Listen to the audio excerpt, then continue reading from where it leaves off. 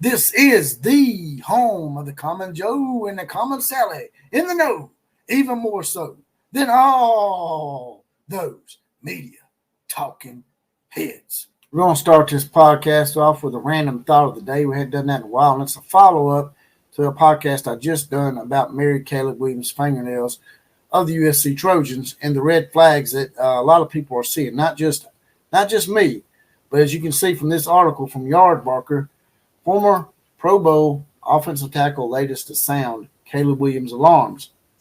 Free agent offensive tackle and three-time Pro Bowl selection Taylor Lewin is the latest noteworthy member of the NFL community voices concerns.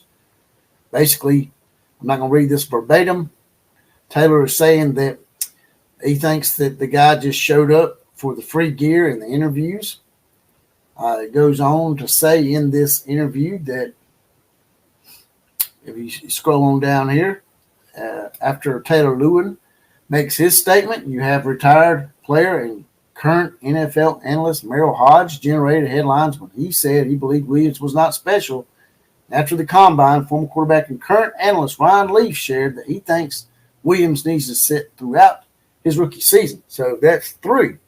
ESPN personality Dan Orlovsky, a retired signal caller, has reportedly and repeatedly ranked LSU Tigers quarterback Jaden Daniels ahead of Williams in rookie power rankings. Says it's incredible how talented he is, but he has this type of I'm better than everyone attitude that's coming off. Now, if that's not the individual he is, he's more than welcome to come on the bus and explain himself. But from what I saw in a short sample size I got from watching a few interviews on my way to the combine, the guy is full of himself. He's got some big-time yes people in his camp right now. Basically, they're misleading him. And it goes on to say in this article, the only thing that they saw him do was sit down at a table and try sour gummies with some woman. So that was more important to Caleb than actually talking to NFL teams or taking medical exams. He'd rather sit down with a sour gummies prospective sponsor. Now that we have asserted that I'm not the only one that sees the red flags about Mary Caleb Williams' fingernails, let's move on to the topic of the day, that being Brent Venables, how he continues to handle press conferences with such ease. You know, when Brent Venables first got here, that was one of the questions I had about him, whether he could handle the spotlight of being on the mic for such a high-profile blue blood program like Oklahoma, and he continues to hit these press conferences out of the park, in my opinion, as this latest press conference is evidenced by the fact that he had such a varied approach and was able to give numerous different nuggets on Oklahoma and even his personal life. So, let's talk about it.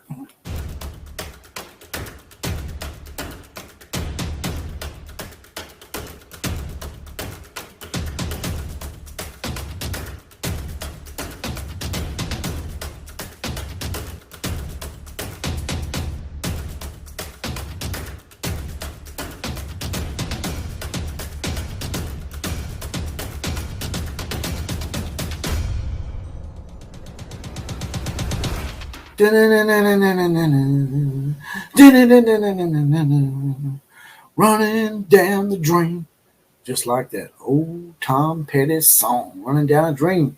Seems like that's what Brent Venables is trying to do. He's trying to run down that dream of putting Oklahoma back where they belong, and that is amongst the blue bloods of college football and in the playoffs. More likely will this year with 12 teams.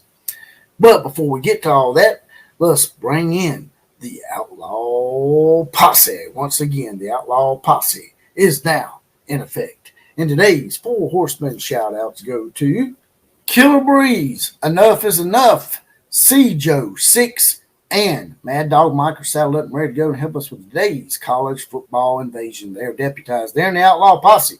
And if you want to be deputized and get in the Outlaw Posse and get your badge, as well as possibly be the comment of the day and get your four horsemen shout out like they just did, all you got to do is hit that join button next to subscribe button. They're two different things. It's not but $2.99 a month, 75 cents a week. That's just a half a bottle of water for the Outlaw. Or you can do the big four, which are free. Like, share, comment, and subscribe to this channel. Subscriptions are most important. I can also be found on Twitter, AKX, aka the Bowels of Pluto, whatever they're going to call it this week, at OCF Productions. Now, getting right to it here. Seems like old Brent Venables once again has impressed me, among others, in his prowess and ability to be varied and give a complete and genuine rundown of his program, that being the Oklahoma Sooners. As I said in the lead up, that's one of the questions I had about Brent Venables coming into his coaching career. That being his first coaching gig had to be at a blue blood and a high profile program, such as Oklahoma. But he seems to be handling it with ease. Now, he started off this press conference with the Captain Obvious stuff. I guess you could say that Justin Harrington is going to get a 7th year of eligibility, which will really help Oklahoma out. Also, as well as Andrell Anthony is coming back at the wide receiver position, which will provide much needed depth at that position for the first-year starter, Jackson Arnold, although he did start against Arizona, but this is really going to be his first full season. And after he went through the Captain Obvious stuff, he got to the fact and shared with us a more personal side of himself, letting us know that his wife, Julie Venables, had in fact been cleared of cancer, that she is now cancer-free.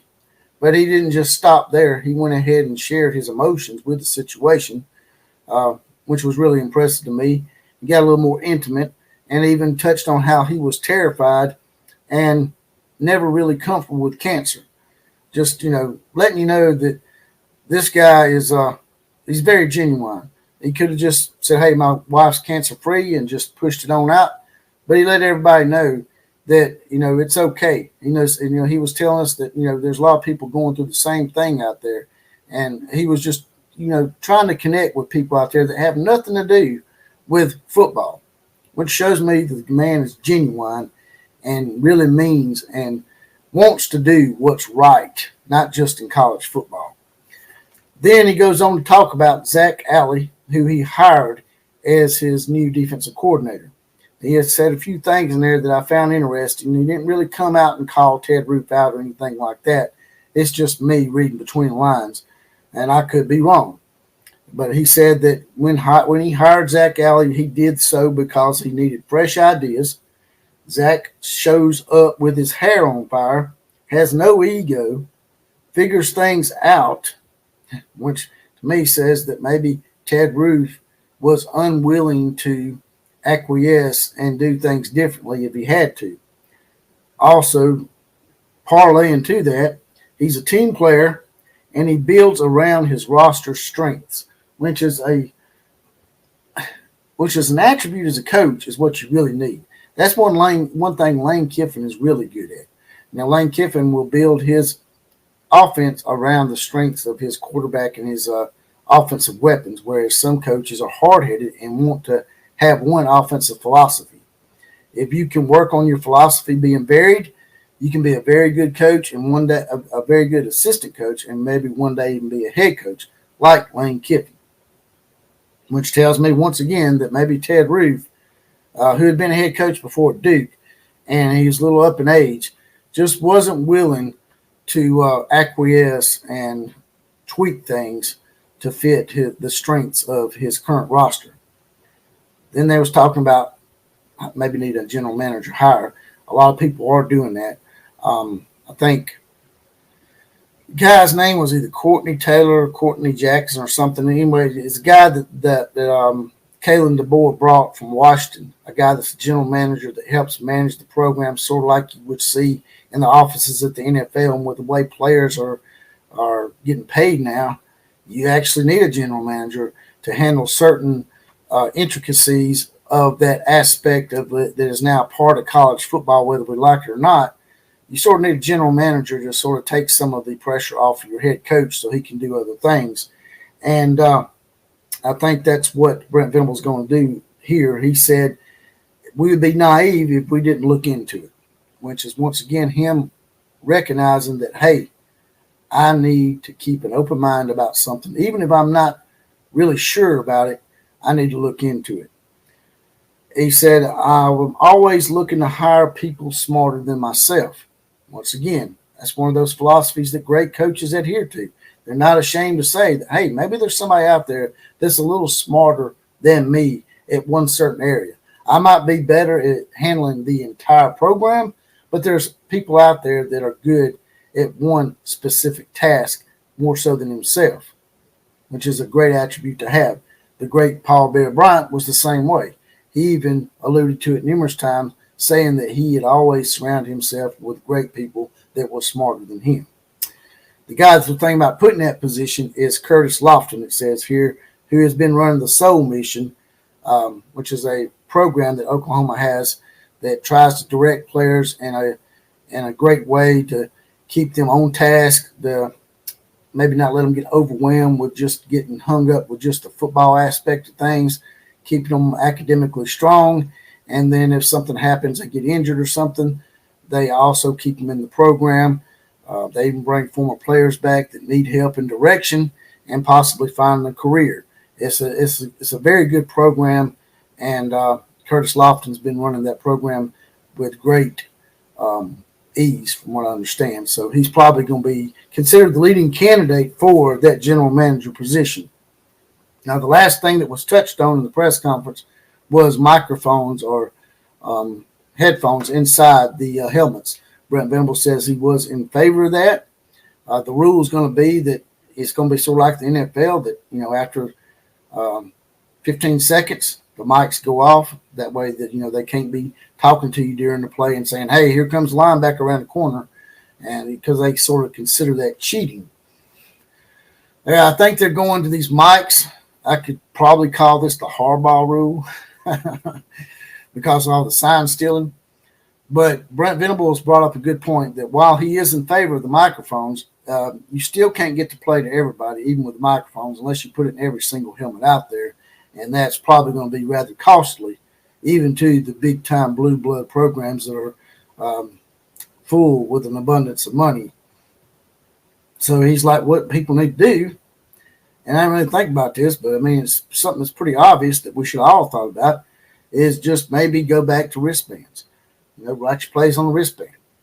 And then, the coach can maybe signal in somehow like that. Using the mics, you can say, hey, look at play 5 on your wristband.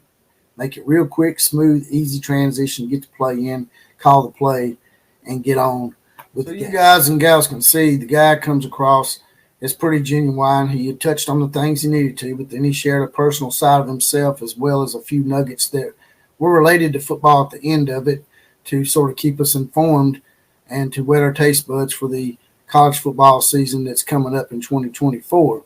And it just makes me want to say to the Oklahoma fans out there that you need to be thankful from what I've seen from this guy and his genuine approach as just being a decent human being, as opposed to the guy that you had, the one they call Linky Boy, Tebow, the acronym, the bitch out west, that being Lincoln Riley.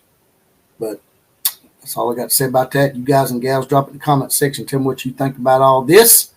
Also, there's a little heart down here with a money dollar sign in the middle. If you don't mind, you can hit that one time. Throw a few dollars in the coffers. Keep the lights on down here in Tuscaloosa, Alabama. Also, you can like, share, comment, and subscribe to this channel. That's the big 4, and they're all free.